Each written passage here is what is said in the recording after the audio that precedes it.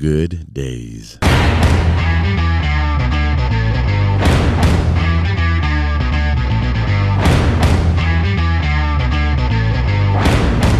Boom and boom. Welcome to the Good Days podcast with Eddy and Charlie. Charlie, today's a good day. It's a good day. Yeah. It's beautiful out.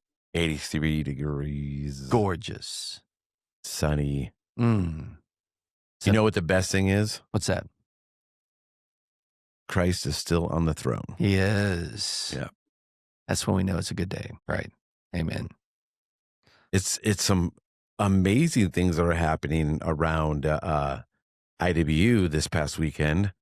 Oh, yeah? Football, I think, scored over 70 points. They just absolutely trashed somebody. Yes. I don't even remember who they played. But We're not going to disparage that other team, so we'll just keep on moving. yeah.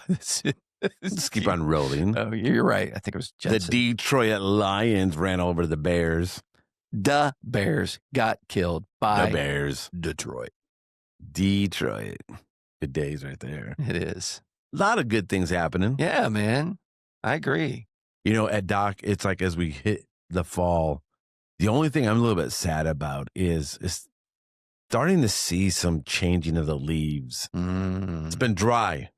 It has been dry. In the good old Midwest. Yeah. So the leaves are a little bit premature. Yeah, a little premature, crusty. Yeah. Mm-hmm. Starting to get that weird vibe where, Right. you know, all of a sudden I wake up in the morning, I just want like powdered donuts and apple cider. You know what I'm saying? You're starting to feel like it's fall. Yeah, you want the apple cider. I can't wait. That apple cider. I haven't broken it out yet. Bennett's Orchard Yeah, in Lambertville, okay. Michigan. Good. So do you drink Whoa, apple cider Okay. or do you drink fermented apple cider? Sorry.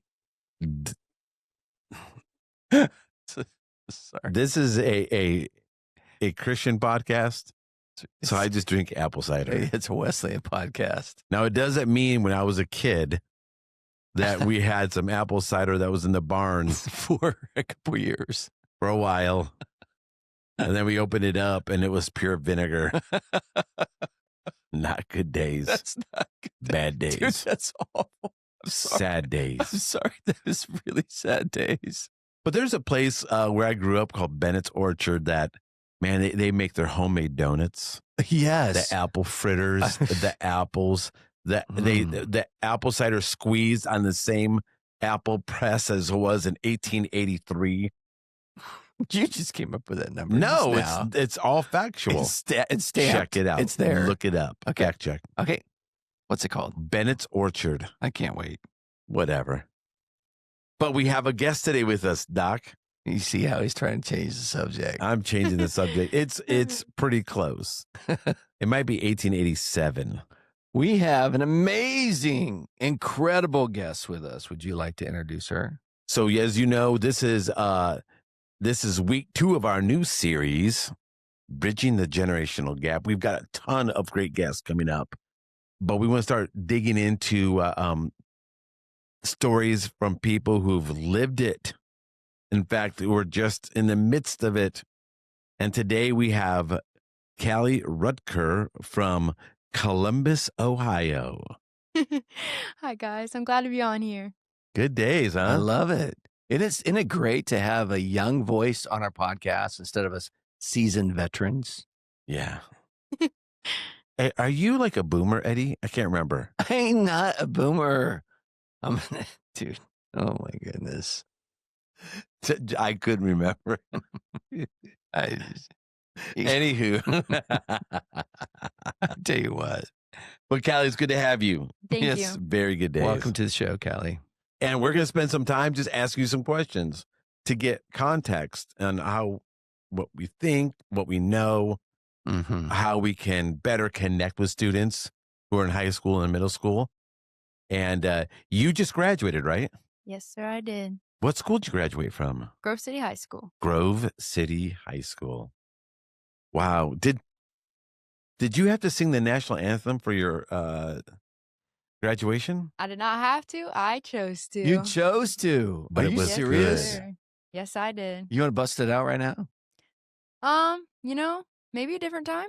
Okay. But but it was a good day. It's good. She's picking up on the That's lingo, right. man. Oh, I That's good. Her dad's got the lingo down. well, her dad like sent me this video. It's like, you gotta see this. This is amazing. So your mom and dad are so proud. They are. You were really engaged in ministry at Cypress Church, right? As Yes, a I high school was. student. Yes. So you just graduated this past year, this summer. Now you just started your freshman year You're in the big time. at IWU, College student at Indiana Wesleyan University. but you're fresh out of high school. What was your involvement at church? I helped on the worship team. I would help lead Sunday mornings. I would help lead worship at the night at youth group. I led an 8th grade girls small group my senior year. That was a big step. But That's cool. It was really good. I mean, that's probably was extremely challenging. Like, how was that for you in terms of your own spiritual growth and in terms of your own leadership to lead an 8th grade small group? Well, we had some complications because we didn't have enough leaders, and I was supposed to be put with an adult. But it ended up being that we didn't have enough adults to go with me. And the youth pastor kind of met with me and was like, hey, are you okay if you have to lead this whole thing the rest of the year by yourself? So it wasn't really something I was planning on. I was just planning on kind of shadowing someone else, but like Yeah. co-leading. And it was kind of one of the things where it was like, I kind of just felt like God being like, it's time for you to have a different challenge, because everywhere else I'd been serving, I'd been doing that for a while. And it was pretty hard because every girl in that group had divorced parents, and that's not something I've ever had to experience with. And a lot of them just had heavy stuff that I've never experienced before. So it kind of just felt like I didn't know how to be a good leader or be there for them when like they're going through things like this that not even I have experienced. Yeah. Hard, difficult stuff. Yeah. So can I ask you a question about this then? Do you think there's anybody that you went to high school with or that now you're a freshman with here at IWU that wants to go back, any girls, go back and be in 7th grade again? No. No, I do not think so. There's no way. What about being in 7th grade or 6th grade? Middle school is tough. Yeah. My experience with middle school, we just moved. And I think middle school is like one of those places where you still want to be a kid, but everyone else around you is growing up. So you're just trying to figure out who you are and trying to figure out what friend groups you're trying to fit into. And I think like everybody's trying so hard to pretend they're doing good at it, but everybody's struggling with it. The whole world is struggling in 7th grade. I think so. I've had some people say it's like it was my worst hair season of my life. Yeah. I agree with it. You're starting to grow up and Right. mature and Yeah, my worst acne year. Hey, let's be real. so nobody wants to go back and be in 7th grade again. Nah. We need to remember this as we're talking That's right. about So ministry to middle school students. yeah, so basically when you're 12 or in 7th grade, whatever that is, it's the worst year of everyone's life. Yep, I think so. Was it that way for you, like in the old days, Eddie? I can barely remember that far back. How about you, Charlie? Bro, middle school, man. There is this new movie that came out called Star Wars. Man, and they had this huge like party. Dude, we could figure this out. Wasn't that 1977? I can't remember. It was later than that. Maybe it was the second. Maybe it was the second in the series. I don't remember. See how he's trying to change the year of his I age. remember that being that. But anyway, How much fact check him again, Callie? He's struggling with honesty over here. so they had a. There's a big. Seriously That's calling you out integrity. now. Wow. Thank you. I just got 1977. sold out. 1977. Then I was probably in 5th grade. Wow. So early. I mean, whatever. I was 2. And so they had this big gathering. It's Halloween, and I didn't win anything my entire life. This is the only award I think I've ever won, actually. Okay. And my mom, we didn't have great costumes. She helped me because out behind our house, in the field, we cut down a bunch of corn stalks, and I grew pumpkins as a kid. And so we brought a bunch of corn stalks and pumpkins and some corn, laid it around. And I got there really early, and I stood in the corner, and we wrapped corn all around me and tied it with baling wire and string. No way. I had a bag over my head that was brown, and she put pumpkins around my feet. And that was my costume, and I won first place. Nice. And so this is your memory. Oh, this is the biggest moment of my life. I get first place. Okay. And it was the soundtrack to Star Wars, 2 albums. So back in my day, that was the award, the prize for winning first place. Yeah, this is a big deal. Yeah. Kalli probably doesn't even know what an album is. It's a circular thing made out of vinyl that they play music on. All right, you can't download it; you have to carry it. Oh wow, sounds like a lot of work, bro. I took it to school. We are bridging the generation gap right now. Ooh. See, we gotta help each other here. I took it to school the next day, and as I was walking out, I didn't realize that it was open, so both records fell and smashed. No, it didn't. On the floor. Next day? Yes, they cracked. Dude, that went from good days to bad days real fast. Bro, I didn't say anything. I just went home and cried by myself. It was brutal. Did you tell your mom? No, I was broken. Oh, that's I have some serious woundings. So I think that was 5th grade. So close enough to middle school. Okay. Holy that was his listen moment. to this. Kalli's going, oh, and I'm laughing. Like, see the difference. In the generation of kind and considerate Kalli, hard calloused Eddy. That was a good description. I was enjoying your pain. So if we dig a little bit deeper, Kalli, it's like, talk to us about what does a day look like in high school? What's the average day look like? Well, there's like about 8 periods at my school. Everybody's kind of just doing their own thing. They want to have freedom, but really everybody just has to go to class. We have lunch, and in lunch, everybody tries to mess around as much as they can without getting in trouble. But it's like everybody's ready for the freedom, but they don't have it They're yet. not responsible enough to handle it. Yeah. No. But you got your science, your social studies, your language arts, your math. You focus some, like some of the teachers. A lot of the kids stay afterwards because they got sports. Usually the whole school's just filled with kids running everywhere, doing all these different sports and stuff. Yeah, from choir to band to drama to sports to everything else. Yeah. So high activity. Yeah. Yeah. Did you go to what kind of high school did you go to? It was pretty big. There was over like 500 just in my class. Okay, that is so Big over public school. Yeah, that's over 2,000 students. There was a lot of talk about building onto it or adding another one because it was just getting too full of like too many kids everywhere. Yeah. What was the spiritual climate or atmosphere of your high school? We had a club called Dogs for Christ because our mascot is a greyhound, and I would say it was a pretty good club. We did it right in the morning, so right when all the buses were coming in, like we left the doors open and we had like donuts and stuff. So like we left the doors open and people could when people would walk by the cafeteria to go get breakfast, they would see the doors open. So it kind of would like usher them to come in. But part of like being on the leadership team for that is you kind of just got like, you got credit for doing that. Like if that makes sense. Like, so some of them would only do that because like it was an easy way to get like a leadership credit towards something. So I think it could have gotten so much better. I think some of the youth pastors would try to help out, but I feel like a lot of it was leaders who weren't fully committed. They were just doing that to say they were a leader so that they could get that credit out of the way. And I think there weren't a lot of leaders in our high school who were like strong and bold. I feel like it was just a lot of crowds of kids sitting there and just nodding their heads and then walking out. There was never really any like, hey, we're going to do this and we're going to do this because we love Jesus Christ and we're not afraid to show that in our school. And I feel like that's something especially I would struggle with. Like a lot of the people, especially the church I went to, was like 5 minutes down the road from there.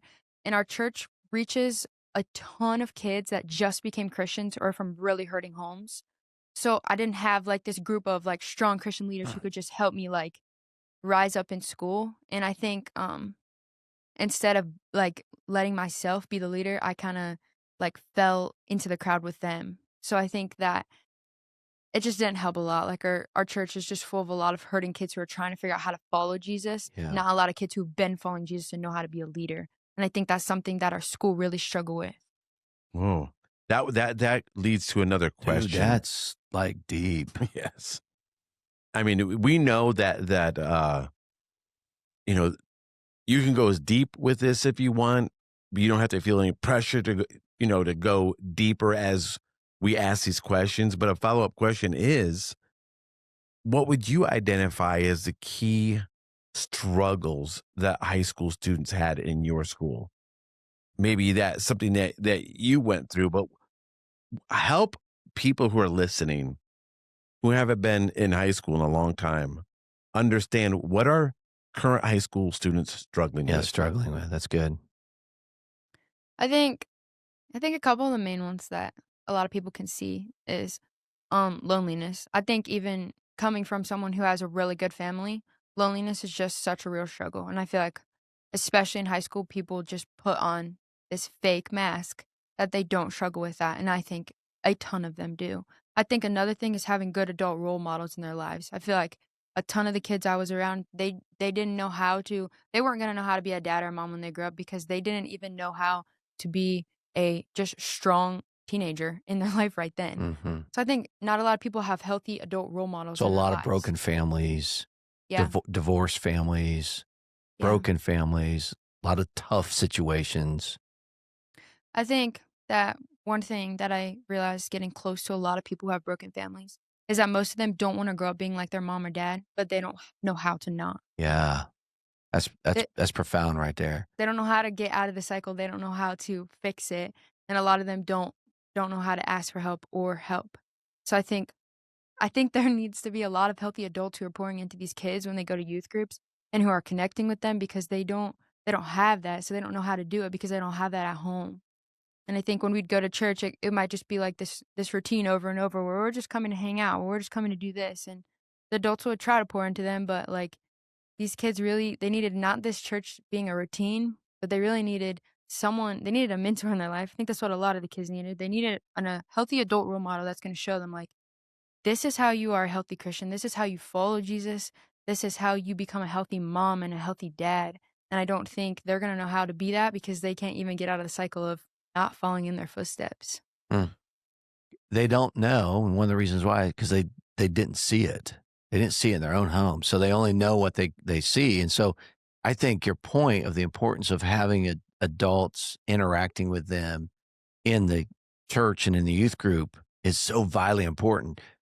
I don't know if Charlie, if you want to jump on this and talk about the importance of volunteers and just to what Kalli is saying, this is an incredible like opportunity for adults to like really pour into students' lives and make a difference. We're going to come back with this a little bit. We got one more question for Kalli because we're going to dive into some of that because we know that developing volunteers, getting adult leaders has always been, is, and always will be one of the biggest challenges of leading a ministry. Constantly recruiting and getting people to be a part of this and to commit to doing that. Because that's a major commitment. So if you're struggling with not having enough adult leaders, people who are not committed to some of these deeper things, you're part of all of us. Everyone is struggling with finding people who will commit to that deep level of mentorship. You know, Kalli, what other things are happening in the school that we need to know about? Struggles that are real, struggles that high school students have. I think on social media, I think that's a hard thing for us to get adults to understand because even my own parents, they never had that when they were teenagers. So we can try to explain it as much as we want, but they just don't understand. I think that's a struggle that no one older than us can understand fully what we're going through because they didn't have that as they're going through that. So I feel like social media is just another way for us to just fall into this trap of wanting attention, wanting others to like me and wanting others to see like my life is so great. Like, look at me. Please look at me. I think that's just a trap that social media can cause us to fall into. And I think so much temptations on social media. And I feel like even personally, we don't know how to have self-control with it on our phones. I feel like that's something that a lot of kids, they don't know how to have boundaries. And if their parents don't do that when they're teenagers, how are they going to do it for themselves when they're adults? I think that's something that a lot of kids are struggling. What are the top 3, would you say, social media outlets for high school students today? I would say TikTok, Snapchat, and Instagram. A big deal, isn't it? Yeah. Yeah, I think it's consumed our world. And I feel like a lot of kids, they get out of uncomfortable situations by their phones as well. It's something I've noticed growing up. Like if we don't want to talk to each other or we don't want to have a conversation, but we can just use our phones as an excuse to get out of that. Yes. Wow. Okay, what's one like words of advice to high school students? What would you give as words of advice now that you're a big time college student, and you're 1 year removed from high school? What's some words of advice you would give to those juniors and seniors in high school that are your friends back at your home? I would say that if I could go back, change something, I would say that be grateful for the place you're in, even if you don't love it. Because I think that I focus so much on I don't want to be here. And I feel like a lot of kids feel that way when really God has placed you there for a reason and for a purpose. And if you would just let him use you and you just surrender that feeling of I don't really want to be here, I don't like being here, and you would just let him use you to be a light and to be a leader to others, I would say that's so important. I also say surrounding yourself with the right friends. It really, really changes you so much. The group of people I surrounded myself sophomore year and the group of people I surrounded myself senior year were significantly different, and I was a significantly different human. And I feel like that's so important. And I also think just being involved in your church, just drilling that into your head that I'm going, even if it just feels like another day at church, to remind yourself, like, I am going because I want to stay healthy and I need to be filling myself with this because you're not getting filled with it at school. We're going to take a break right here. You can go. It's your time. Thank you. That's But so we're gonna good, Kalli. yes. Thank you, man, for joining us. Really, really awesome. You're welcome. That's a boom for sure. So we just had Kalli on as an interview. We just let her go back to class. So she just left us. But I want to give you a little background really quick, Doc, and everyone else who's listening. The reason we had Kalli come up first is because of her deep relationship with her mom and dad. Mhm. It's amazing. The way that she's grown spiritually Mhm. over the years, her willingness to be vulnerable and honest, which is tough to do. And the fact that she's a part of a church that's vibrant and growing, Mhm. that's allowed her to grow up. And that's what's difficult, that 100% of every adult had to go through middle school and high school, that age time. I'm not necessarily saying you had to go to the building. I'm saying you were 12, 13, 14, 15, 16, 17, 18. We've all gone through it. And some of the things that she described, we can identify with, but there's a couple of things that are like, wow, that is different than what we have experienced. But one thing I would say, Doc, is I was going to ask you this opinion because of your incredible background, not only as a professor, a pastor, a dad. When she talked about that, finding friends that will help you be the kind of person you want to be, how big a deal was that for you with your daughters and sons? Yeah, I know. I want to say just real quick personally, I know when back in the day when I was in middle school and high school, it was life-giving to have like Christian brothers and sisters in Christ that you could lock arms with and you could trust them, you know. Some of you know my background. I came from a tough high school, a large high school as well, and it wasn't easy to be a Christian, but you had there's a lot of Christian kids there from College Church, from Lakeview, from some of the surrounding churches. And it was just so comforting to have that. And then I was able to see in my my own kids' lives as they went to there's when I drop them off at Marion High School, I would say a couple things. I'd say number one, I'd say the light shines brightest in the darkest places. Therefore, go and be the light of Jesus Christ. The second thing I'd say is just remember, you are a Christian, represent Christ well. You are a Shigley, make sure you represent the Shigley family well. And then I'd call them by their first name, and you are Noah Shigley. And so make sure you represent yourself well. And just as a real quick reminder of that. Yeah. And I know several of my kids had just like some really cool, deep friendships that helped them. They spurred one another on towards love and good deeds. But they are also like, I thought they did a pretty good job of being, little examples of who Christ is. But what Kalli said about the friends, and friends from their youth group and the struggles there and having other adults besides their parents. My kids needed other adults pouring into their life besides their parents. Mm-hmm. And we welcome that. I think that was vitally important to have those mentors and small group leaders and others that were like pouring, and even some of the teachers at Marion High School were incredible, just pouring into their lives. Part of the context of what she was talking about as well is she's a part of a church that's been exploding, growing very, very fast. And so in a church that's growing, there's a lot of people coming that are new, like she described, who aren't seasoned Christians, seasoned even as an adolescent, if you can even say that. So it's they haven't been discipled yet. Yeah, it takes time. And that's the thing about discipleship. To become a disciple takes a lot of time.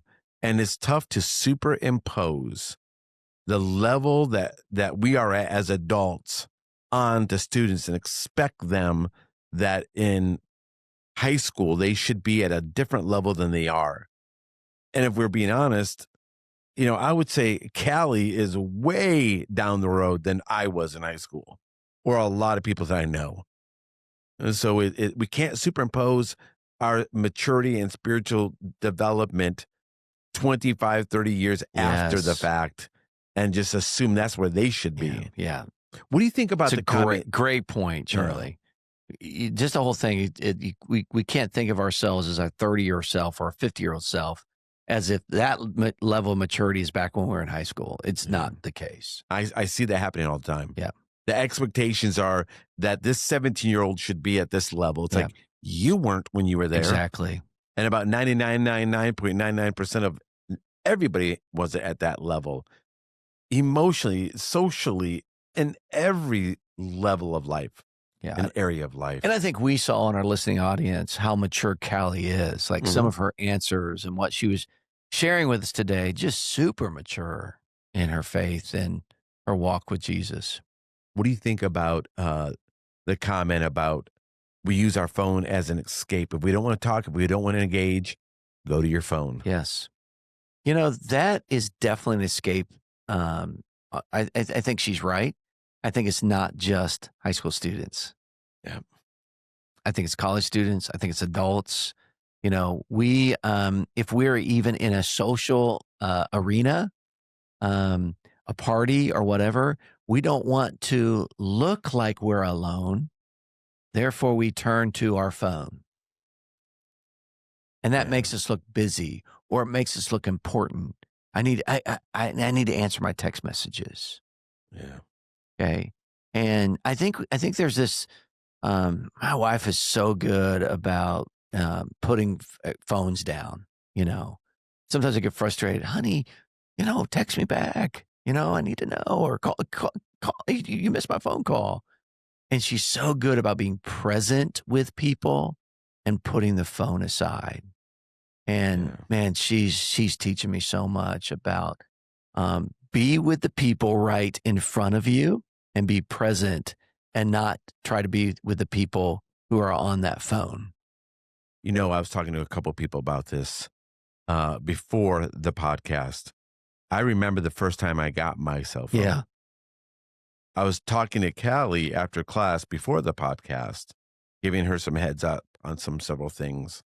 And she doesn't know a time in her life when she didn't have a phone. Yes. Wow. So this generation, right? I mean, the Alpha, she doesn't know a time when it wasn't there. At least we have some perspective of what it was like without it. Mm-hmm. Do you ever see some of those reels that come on, whatever platform where it talks about, what it was like to be a kid in the 80s or the 70s? Where you go back and there's this, somebody put together a little mini movie of the toys of 1984. Right. Super hilarious. Yeah. We thought it was cutting edge. And now we look back and go, bro, that technology wasn't very good. Oh, but man, it was interesting the way we socially dealt with people, the way we related to older people. Mm-hmm. It is different. We didn't get to this question. It's one that we talked about before the podcast. And I was going to ask her before we ran out of time with her, but how does her generation relate to an older generation? Mm-hmm. And it was a really cool answer. She says, well, most of the time we don't have to. Because the generations are separated? Well, and activities? Just a way that, if you're not a part of a church family that represents all the generations, or you don't have family, just socially anymore, it is just in the everyday world. You go to your group, you go back to your source of information and identity, which is dialed in on your iPhone, your whatever is in your hand. Mm-hmm. And so you don't have to deal with reality that's right in front of you, not in church, not at school, just in everyday culture, because all of your influencers are your age. Everybody that you want to hear from is your age. And so a lot of the sources that older people had outside of the home, outside of school, and outside of church, just in everyday culture, aren't as prevalent as they used to be. Mm-hmm. And so it's like, wow, it's how do they relate to an older generation? What we do in church matters. Yes. To allow those things to take place. How we design ministry. Doesn't mean that we can't have an incredible student ministry that is designed specifically for them, but it also means that we have to include elements where they're with the body and that's celebrated and lived and experienced. Yeah, that's great. They're not mutually exclusive. You don't have to have one or the other. So somebody, hits up, it's like, this is the way it should be done. It's like, don't make your preference your platform. All right. There might be preferences in the way you do it at your local church, but they both can happen. You can have a ministry that has a really good design for students where they're at and what they're living now. At the same time, it can be balanced where they're included into the greater body of Christ. That's great. They both can happen. I agree. And that's what we should aim for. It's good. A good start with Kalli. Yeah. I love that. All right, folks. Thanks for joining us in another week of Good Days podcast. There are so many good interviews coming. Yep. So many. Stay tuned. Be looking for the drops. Peace out. Boom. And boom.